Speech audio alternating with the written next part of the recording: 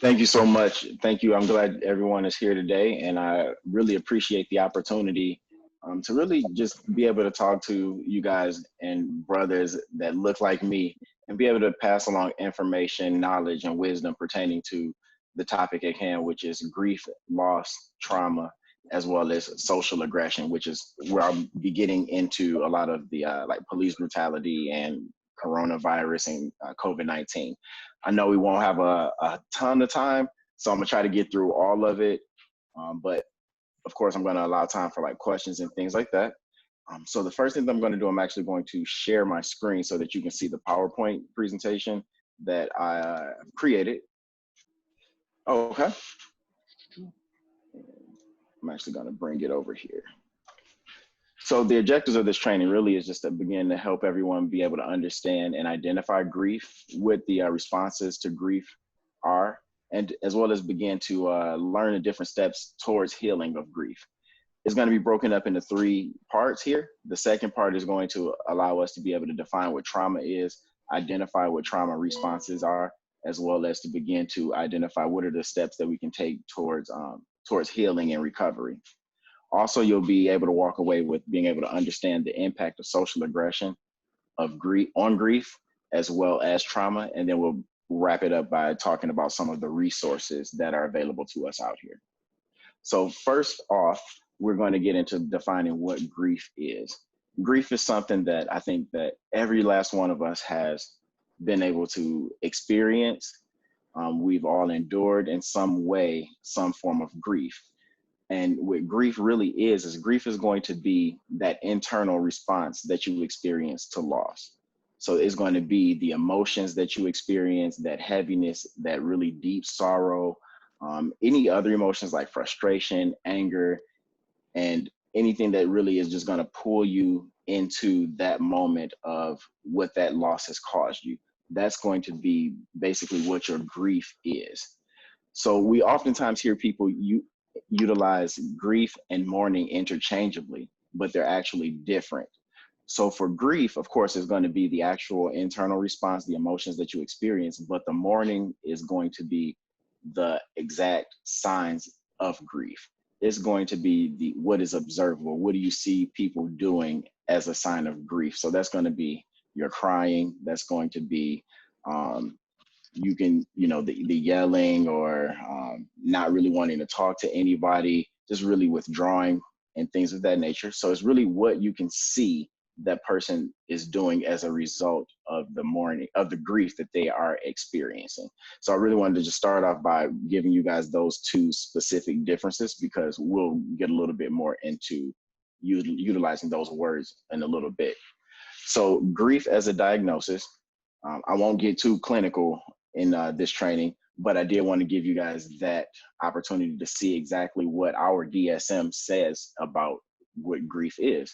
So it's going to be your feelings of emptiness and loss most of the time.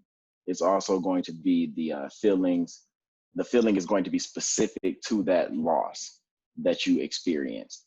And then you'll see that there's going to be persistent thoughts, memories, or thoughts of the deceased person. And for our sake right now, we're just going to speak solely pertaining to death and deceased. So it's going to be those persistent thoughts and memories of the deceased. And when it talks about persistent, you're just going to be looking at the actual intrusive nature of those thoughts and those memories. So that person may be at work, maybe doing a presentation, and then the thoughts of that person come up in that moment. They may be, out on a date or out having fun or in classrooms or something like that.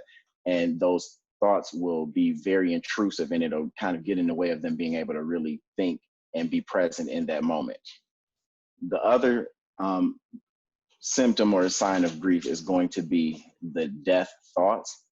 And it's usually going to be focused on that desire to join the deceased. But I wanted to differentiate that that's not suicide thoughts. The suicide thoughts are saying more so, I would want to do harm to myself in order to no longer exist. I want to kill myself to join this person. But this is just saying that they're going to have thoughts of, I'm wishing that I could be with that person who is deceased, that I'm mourning or that I've lost. And as you can probably tell looking at the screen that a lot of these signs and symptoms look like depression. And depression and grief look a lot alike. However, the difference that you see between grief as a diagnosis and depression as a diagnosis is that within grief, all of the sorrow, the heaviness, and the physical and emotional things that you experience are going to be solely tied to that particular loss. Whereas a person who might be going through just overall depression, their depression and their thoughts and their feelings are going to just be general. It's going to be every day.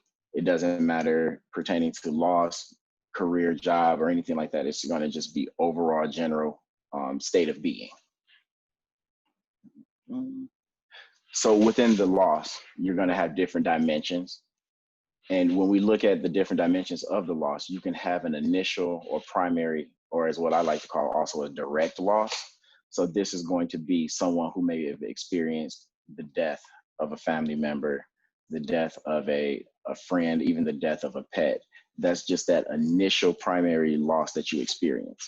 Now, the secondary loss is going to be a loss that is experienced as a result of the first loss.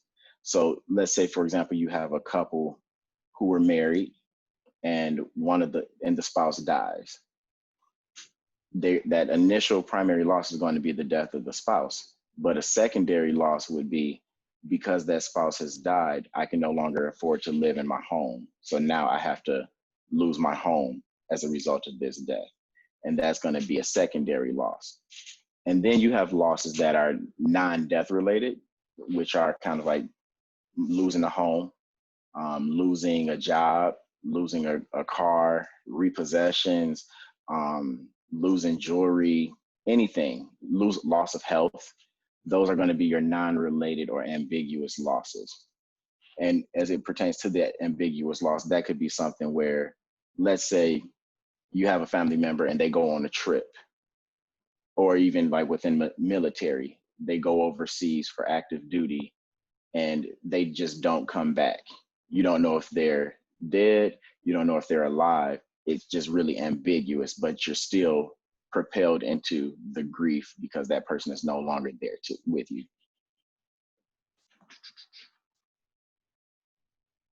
So within grief, we always have myths of grief. And the myths of grief are oftentimes things that are believed that get in the way of our actual healing about the grief and loss that we experience. So the first one, have we all heard about and you can just kind of like raise your hand, I can see everybody, heard about the actual grief steps or the grief and loss steps that people experience? Okay. So now in those, you will end up seeing that when you see that on charts, most people think that you're going to go through these steps of grief specifically. So those steps are anger. Well, first denial, then you're going to have anger, then you go into bargaining, depression, and then acceptance. And when we see that as on charts, we believe that it's going to happen in that manner. But it's a myth, because what happens is sometimes we can go from anger to the denial, back to depression, to acceptance, and then go all the way back again to denial. And these steps and phases can happen all through over time, which brings me to the next myth, which is the 1-year rule. Most of the time, people are looked at as awkward or weird or strange if they are still grieving after like 3 months, or if they're still showing signs of grief after 6 months. And that's just a myth that is put upon people because of our own discomfort with grief. It can be really uncomfortable to see other people still hurting and still being in pain and still suffering. And so people can tend to avoid you or avoid other people who are going through this. And that myth is just really, we expect people to fully recover from a loss after 1 year. And it's, when you think about it, if somebody has been in your life for 20, 30, 40 years, it doesn't make sense to expect that you would be completely over that particular loss after just 1 year, when you have 30 years of connection with this person. The next one we're going to have is just that move fast and steer clear, which I kind of touched on. That is where people kind of just like try to rush either themselves or rush other people through the grief stages. They feel that if I sit here and I stay in this moment, or I stay in this grief, then I'm going to become dysfunctional, or it's going to, get the best of me. But really what ends up happening is that as a person is moving too fast through their grief, or they are completely avoiding it or steering clear of it, what usually ends up happening is later down the line, they have more intense grief, complex grief, because they never went back and dealt with, or they never appropriately dealt with the emotions and the thoughts and the feelings that they were having with that first loss. And so moving fast and hide or avoidance of pain, it's a myth that grief is generalizable and one size fits all. Have you guys ever seen someone get mad at another person because they didn't cry at the funeral, or they didn't, or they were making jokes at like the repast or something like that? And that is due to that myth that if someone dies, that everyone must cry. If someone dies, that we have to grieve all the same way. You have people who grieve through being intuitive, so they grieve through like doing things. And then other people who they have to process their emotions through grieving. So that grief is not generalizable. Even people who are in the same household are going to have different ways of grief and different ways of expressing it through their mourning. And so just understanding that it's not generalizable. Everybody is going to have their own ways of dealing with the grief. The other one is that intense grief is a reflection of love. So the myth behind that is that the more that I grieve, the more that I show mourning, the harder that I cry, that represents my true love and affection for this person. And consequently, if I don't cry, or if I don't go through all of these observable stages of grief, then that means that I did not love that person. But again, grief is not generalizable. Everybody has their own way, and you have to accept the way that you are able to grieve and process at that time. And then the last one, there's many more, but these were kind of the main ones that I wanted to highlight, is that women grieve more than men. That is an absolute myth. Men and women, they may grieve somewhat differently, but it's not really a gender topic. It's more so that just everybody individually grieves at their own pace. Everybody grieves in their what's comfortable for them and what is suitable for them.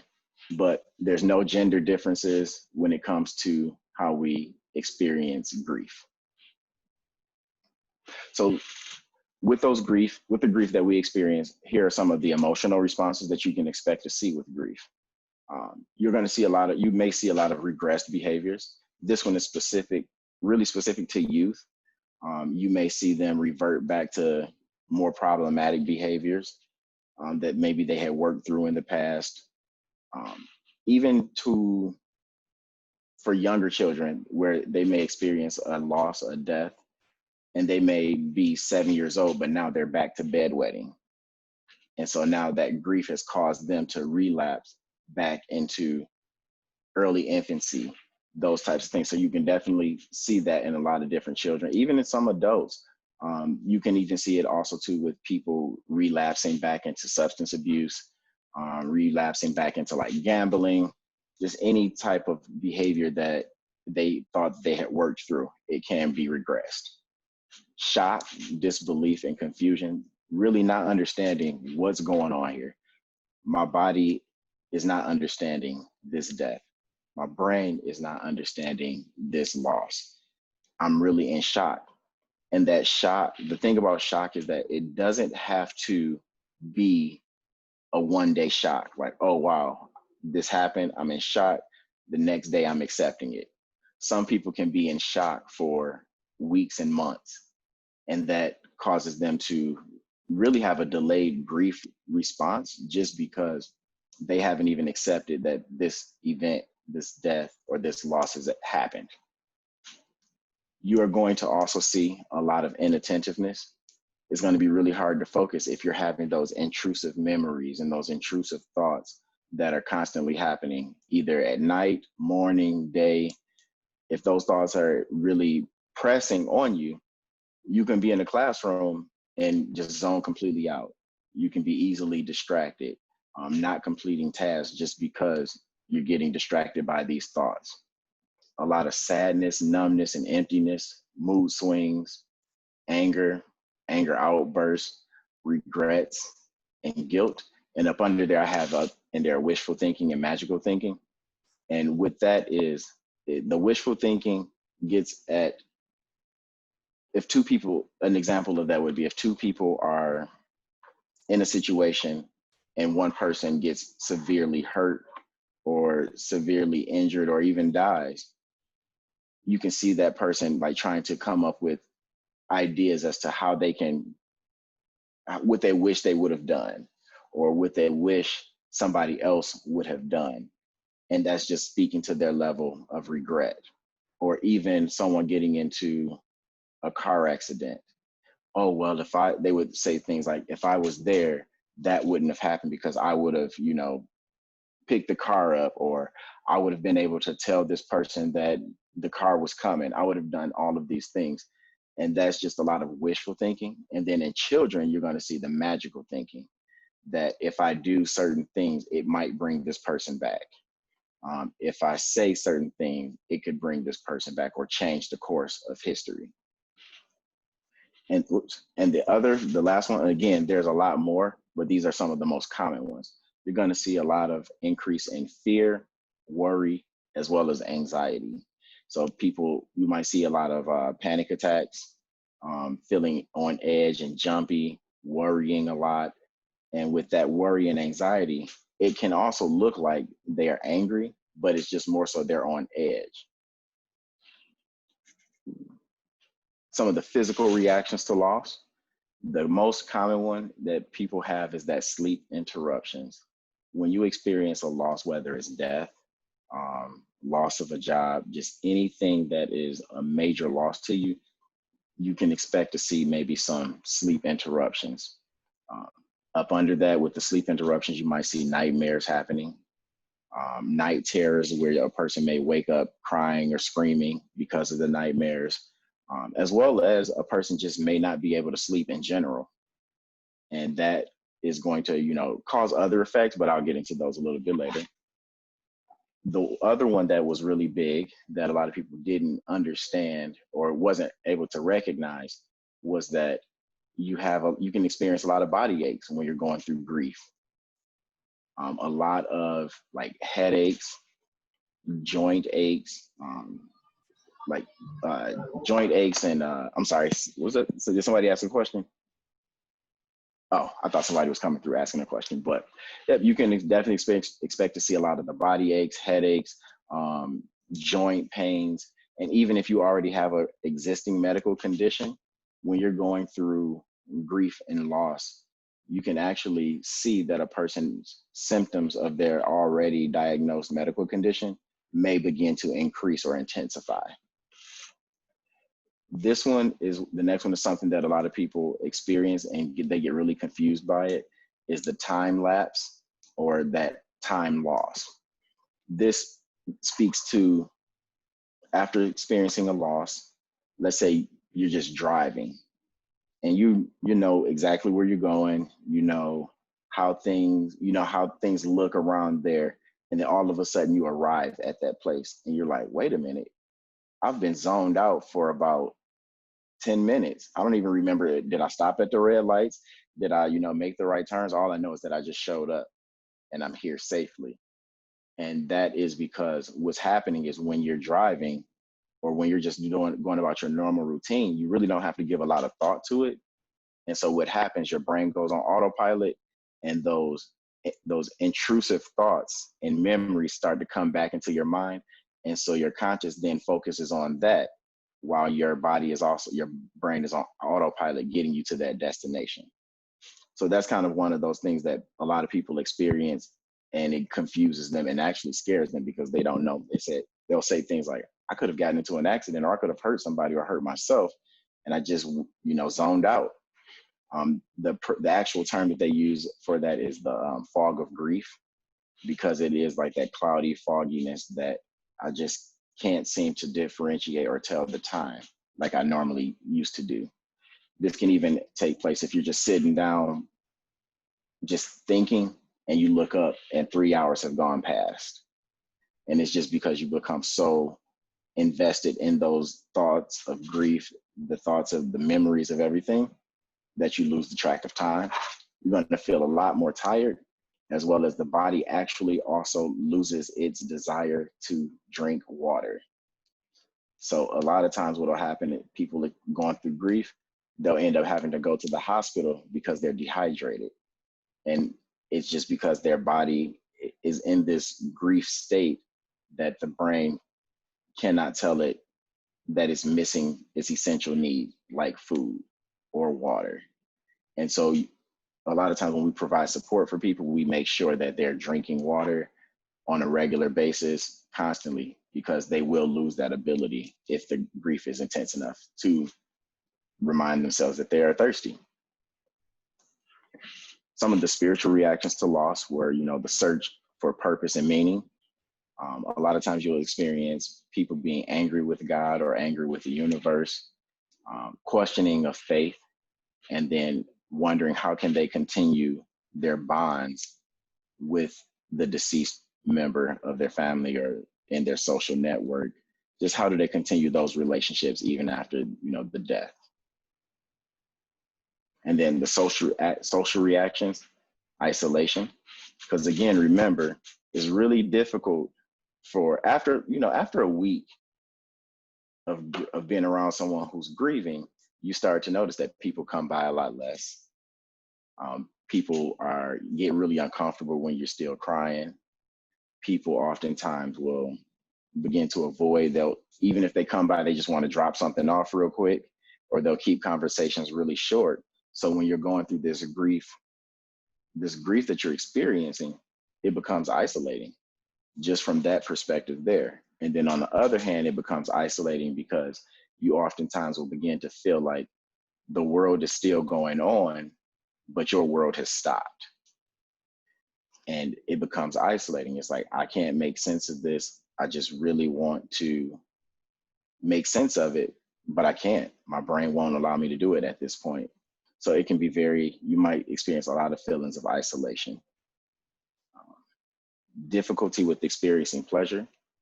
A kid that I was working with one time was all-state basketball player, experienced the death of a sibling, and for about a year, he just did not play basketball.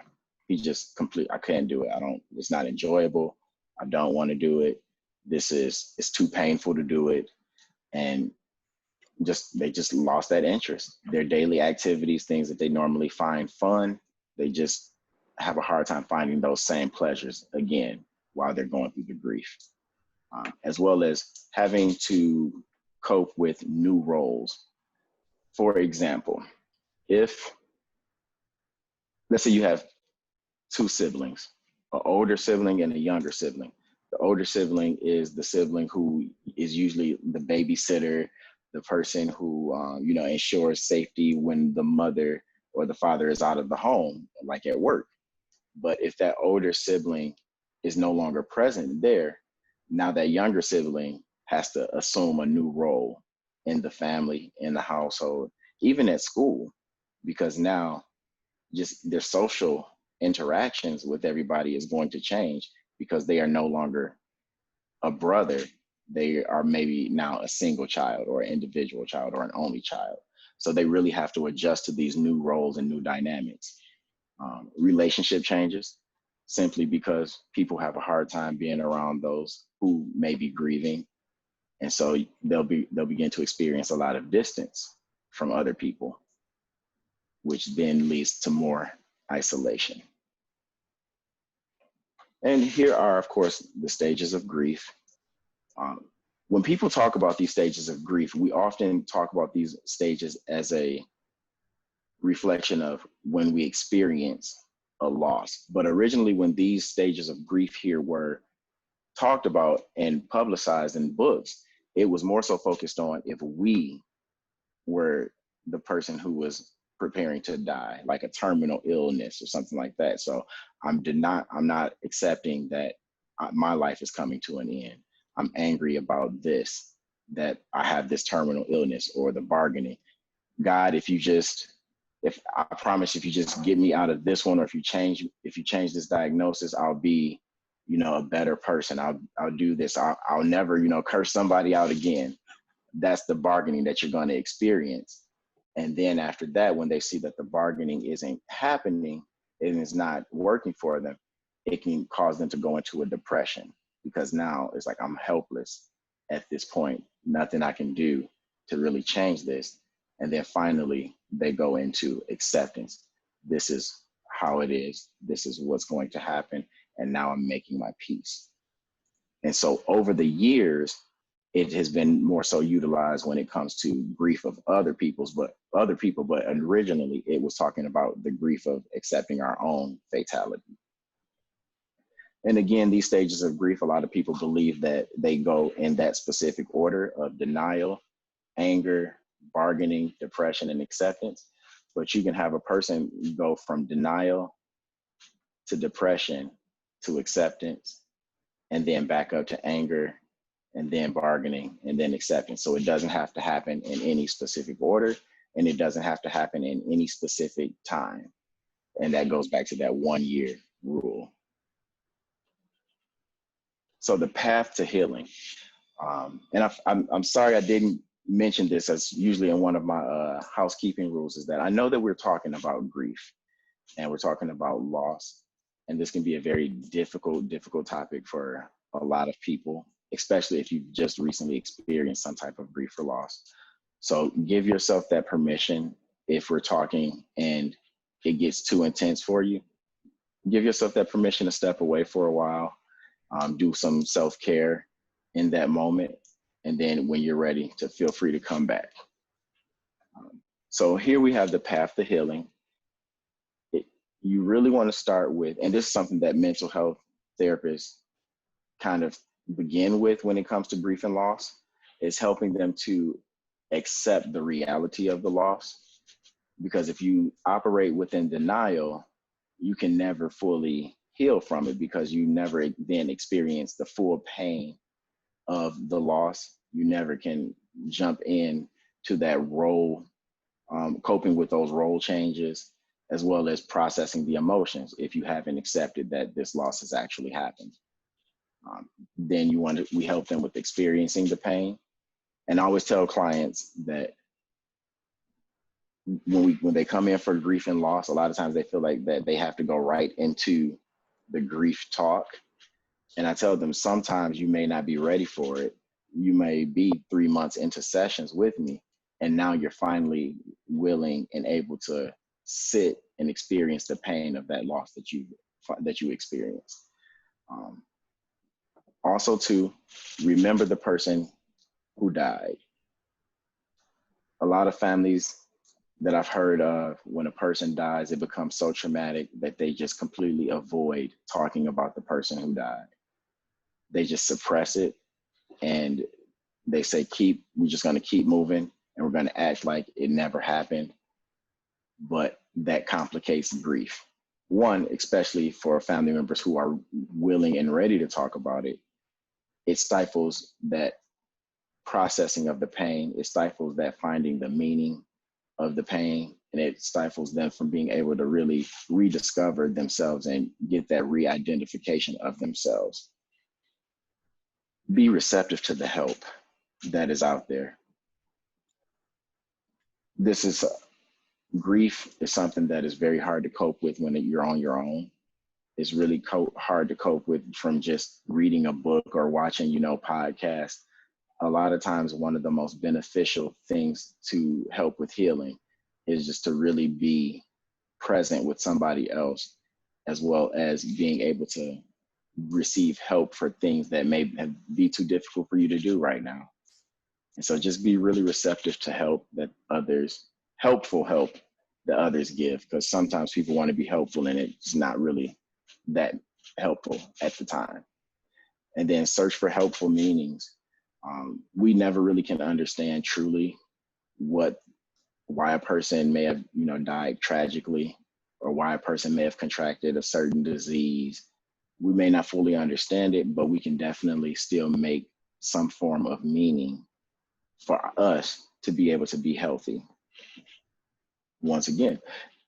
And so at the bottom of my screen here, this is a quote from a life coach that I listen to very frequently. And her name is Brooke Castillo. And she indicated that healing is stagnated by the belief that life can never be fulfilling again without this person. And for me, that was like mind blowing, because everybody who comes in for grief and loss counseling, their main struggle is that they feel like the life that they had before this person died is the best that their life can ever be. And helping them to work towards seeing that my life can be good again. My life can be good even though that this person isn't physically here. It's not to say that my life is necessarily much better because as this person is not here, but you can, if you choose to, begin to rediscover joy and pleasures in your life again. You just have to really be open to it. So I really loved that quote by Brooke Castillo. And then healing the specifics. So some of the specific things that you can do individually when it comes to grief and loss. Because sleep is oftentimes interrupted, you just have to just take naps. Sleep when you can. If you can't get a full 8 hours of sleep, just sleep when you can, even if it's throughout the day. 10, 15-minute naps here and there.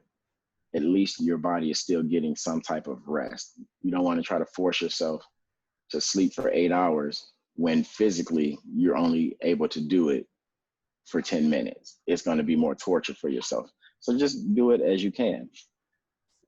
With the loss of appetite and not really feeling hungry, a lot of times we have to help people we encourage people to eat smaller portions and eat more frequently throughout the day. So it may be too difficult to sit at a table and eat a full course meal after you experience a loss. So just have snacks throughout the day, just making sure that you're continuously feeding and nourishing your body, but it doesn't have to be a full meal. Allow hygiene routine, making sure you're still bathing, doing your normal hygiene routine. Allow yourself to feel, because if you don't allow yourself to feel, what then happens is your healing becomes stagnated because you never find that meaning through the pain. You never process that meaning and what that pain really is to you. Tell your story. Research shows that anybody who has experienced any type of grief, loss, or even trauma, the healing for them oftentimes came from being able to tell their story repeatedly. Almost kind of like in spirituality when they say, share your testimony. This is one of the most profound things that a person can do for themselves, is to continuously tell their story. Talk with a professional, counselors, psychologists, somebody who has experience with dealing with grief and loss. It's one thing to talk to family members and, our spiritual advisors, but you also too want to speak with someone who has studied the field of grief and loss, because there's certain things that they can do to help you be able to effectively process it. Continue building connections with others, continuing those bonds after death. Things such as wearing somebody's necklace or having a picture of that person that you pull out from time to time. Being able to maybe wear an article of clothing or have a memory box, making a memory box with things that help you to remember them.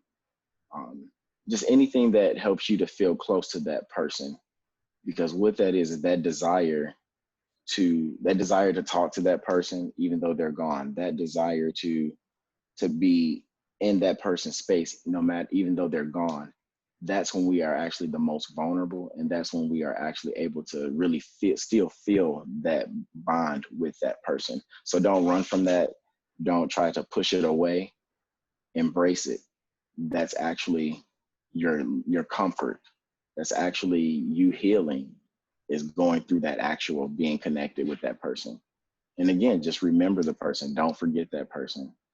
A lot of times people feel like if I let go of guilt, if I let go of my feelings pertaining to the death or pertaining to the loss, then that means that I'm going to forget that person. But really what ends up happening is that if I let go of the emotions attached to the death, that allows me to even better remember the person who has died, as well as begin to re-experience joy back into my life. And then some other things that I've read that people like to do, and even a lot of clients do, are the engagement in activities that the person who died would enjoy. So every now and again, if that person liked to go fishing maybe on their birthday or, on the weekends. If this person likes to go to the museum, maybe take a trip to the museum and look at their favorite painting.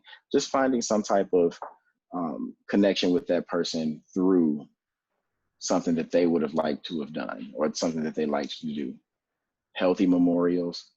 And the reason that I put the word healthy memorials are because sometimes memorials can be unhealthy, where it's been 6 years and this person's room is still in the same exact condition. Nobody can go into this room. Nobody can move anything in this room.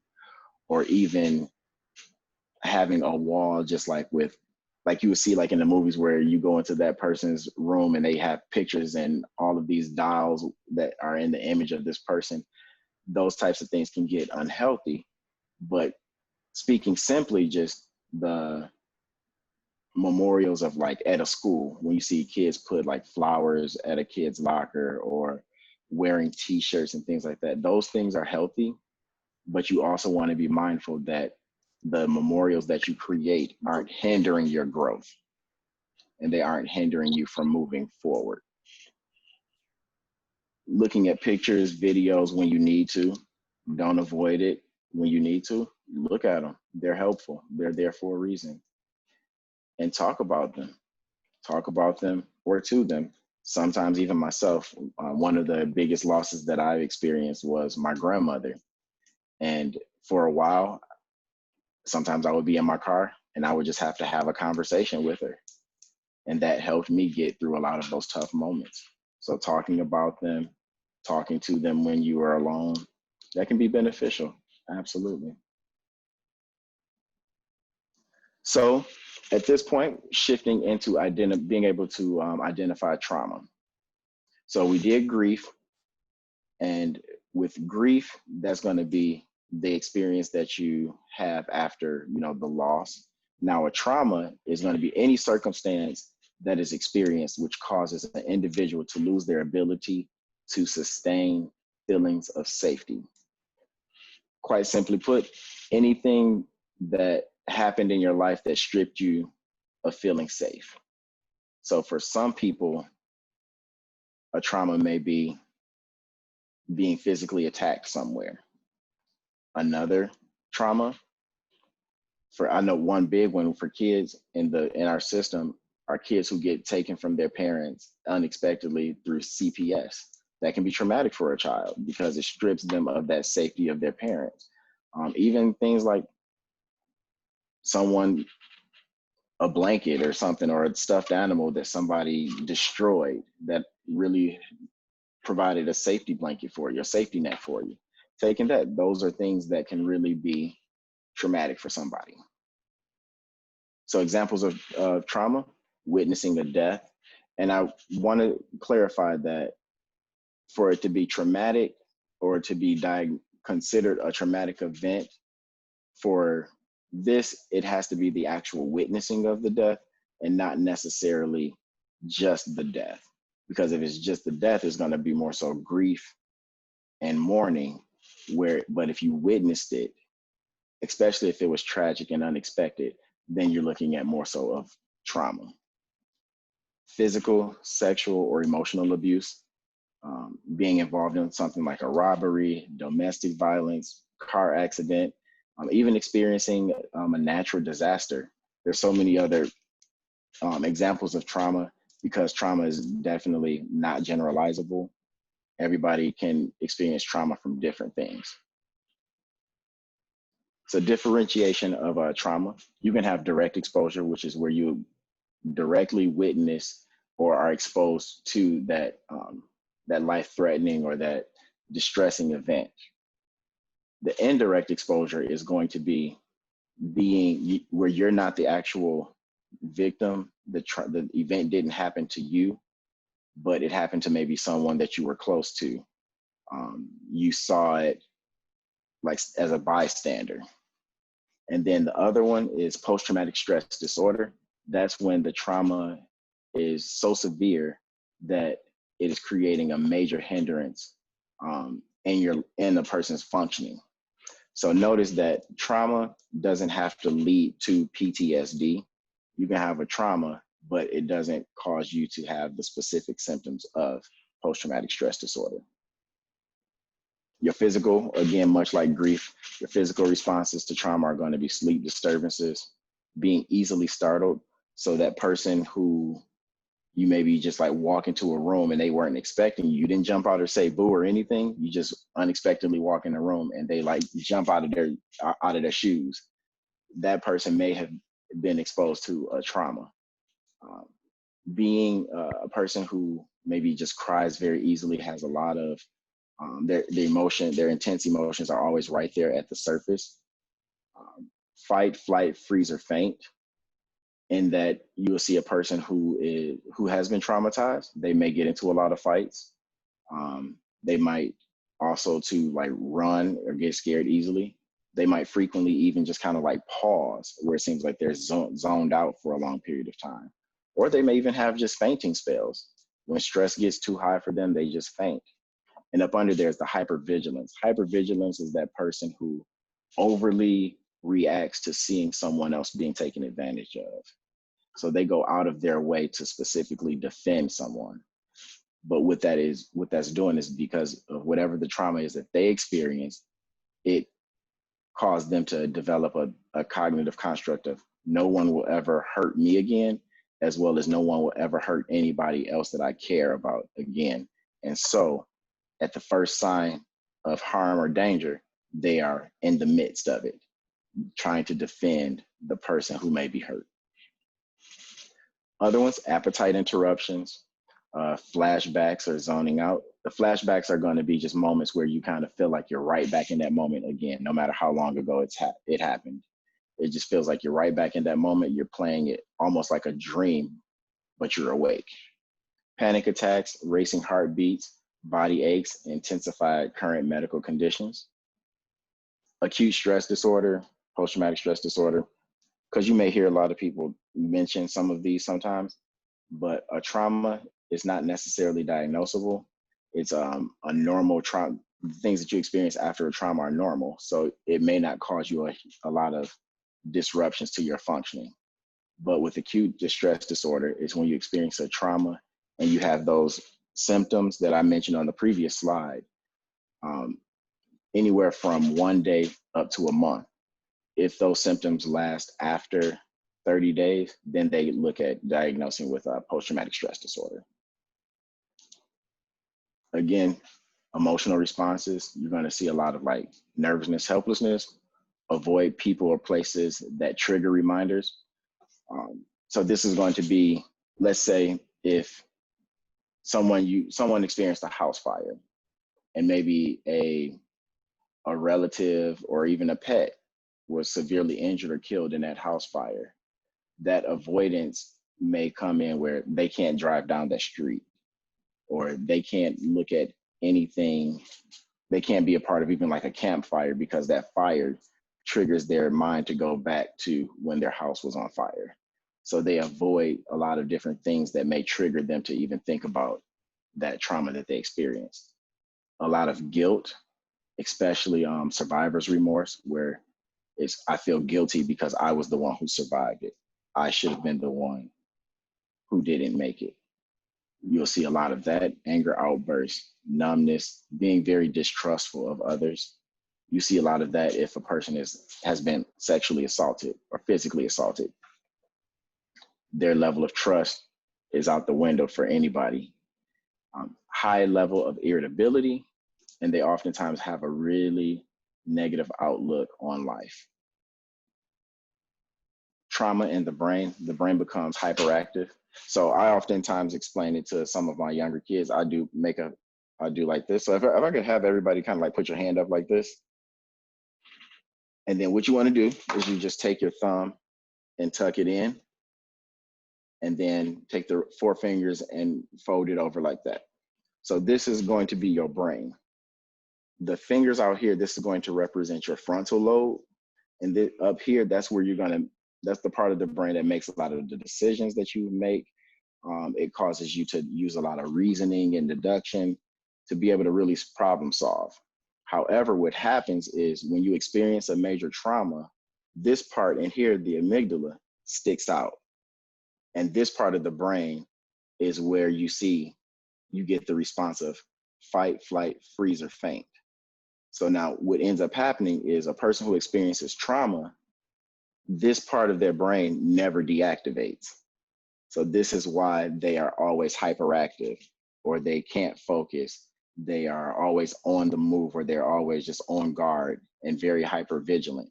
And that is also why a lot of kids who have trauma get misdiagnosed as having attention deficit hyperactivity disorder, because their behaviors look exactly the same.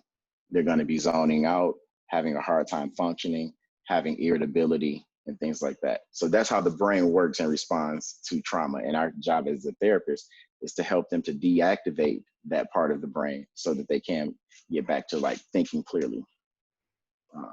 So how our body responds is we have our 5 senses.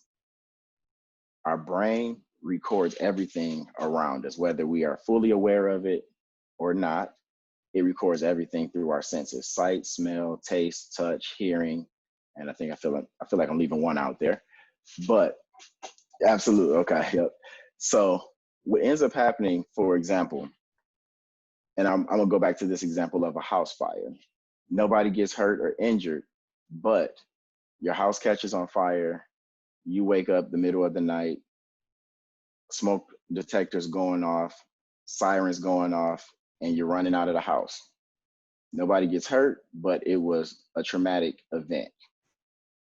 20 years down the line, you are laying in bed and somebody in your house is cooking a grilled cheese sandwich or something, and it gets smoky in there, but you're just relaxing and you're not really paying attention. You're completely on autopilot, but all of a sudden you smell that smoke from the kitchen and you have the same response that you had back when your house was on fire.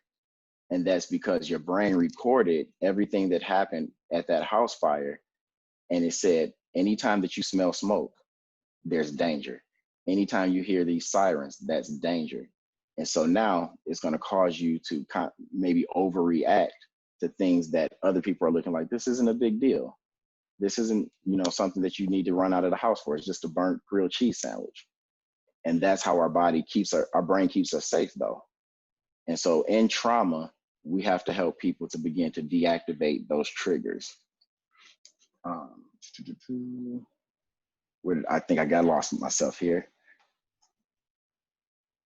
Oh, and so in that, kind of the same thing, the brain files away all these signs and symptoms and triggers and things that it picked up throughout our life, and it files it away so that in the case that something comes up that may be potentially dangerous, it can fall back on those files to help keep us safe. The reason that this becomes difficult is because what if you're having these reactions, but there's no danger there? You're in school and you're having these hyper-vigilant reactions and everybody's looking like, what's going on? There's nothing going on here. Or you're having a panic attack because something has triggered an old memory, but there's no actual danger. And that's why you see a lot of people struggle with like the panic attacks, and they have to like go outside, get breath and get air. So those are the ways that our body and our brain responds to trauma. Treatment and recovery, always, of course, seek out the professional counselors. Practice grounding techniques. Tell your story, self-care. I'm a huge person and advocate of prayer and meditation. I'll try to read some books, educate yourself on trauma. Acceptance is vital. Accepting that this trauma has happened. Acceptance doesn't mean that you gotta like it. It doesn't mean that you even wanted it, but you do have to accept that it happened. And that's very key to your healing and path to recovery. Listen to your body. If you've experienced a trauma and you just like, I'm too tired to move, or I'm hungry, I'm thirsty, make sure that you are constantly listening to your body and being present with your body, because your body is going to tell you what you need at that moment, whether it's water, changing the temperature in the room, changing the temperature of water, drinking water, letting you know like, hey, my shoes are too tight. Because sometimes with trauma, we can lose that sense of our body, that sense of listening to our body. And we begin to neglect what our body really needs. I do advocate if a person needs medication to manage anxiety or depression, I do advocate that, see a psychiatrist for that. The biggest thing for anybody is to rediscover ways to feel safe again. Because trauma is something that stripped away your safety. So beginning to identify, how can I feel safe? What do I need to feel safe on a regular basis? And again, connecting with others, family, friends, community, support groups. And then our last part here, we're going into the social aggression and mental health, police brutality, COVID-19, and racism. So police brutality on mental health. This can be a direct trauma or a secondary trauma. It'll be direct if the brutality happened to yourself. Secondary if you were a person who witnessed it. Most of us experienced some secondary trauma when we witnessed George Floyd's death on national television, Ahmaud Arbery, his death. Those were a lot of those emotions that you felt, that difficulty with being able to sleep, that loss of appetite. That was that secondary trauma of watching that.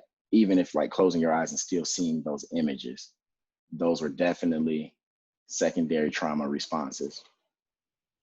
The other thing that you're really going to start to notice with, especially again with police brutality, George Floyd, Ahmaud Arbery, and I use them two as key examples because we did witness and see that specifically on television. This is going to cause a resurface of emotional responses and safety disruptions.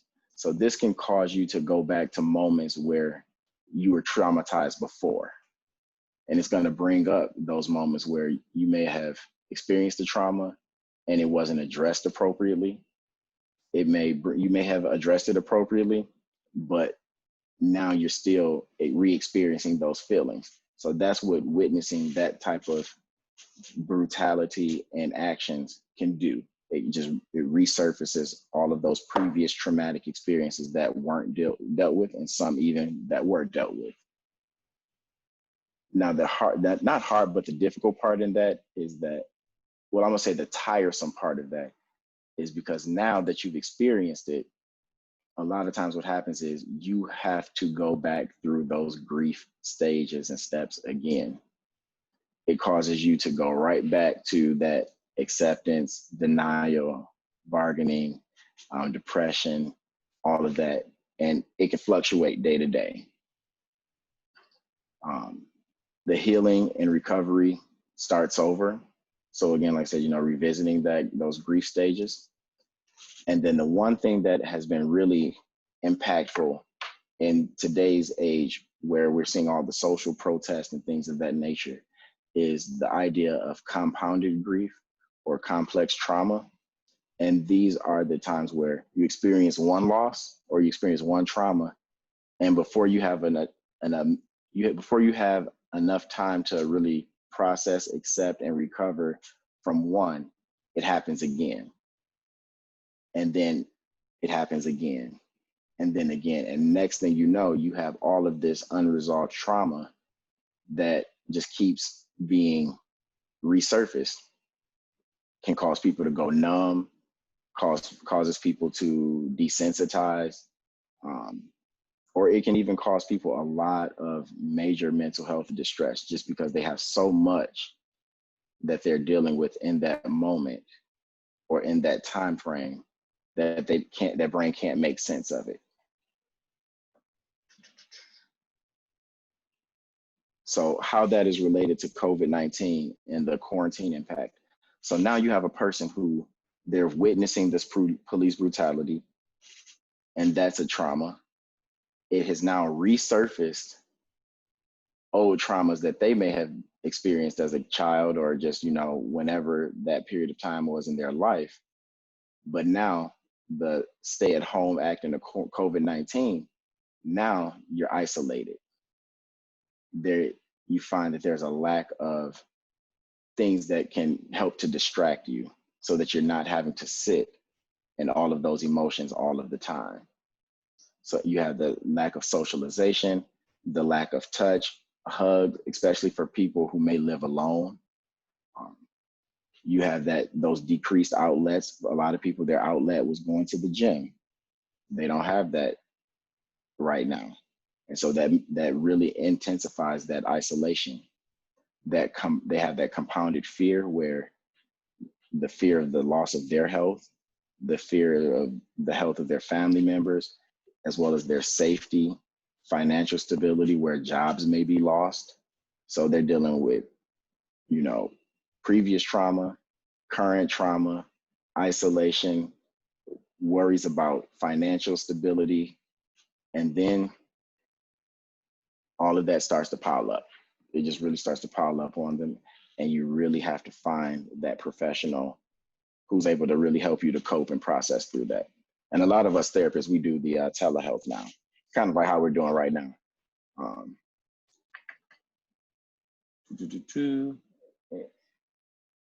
As well as, that last part is that increased daily stress. So now a person is going through all of these things, and now they're at home, but they also are at home with family members, and they don't get a break.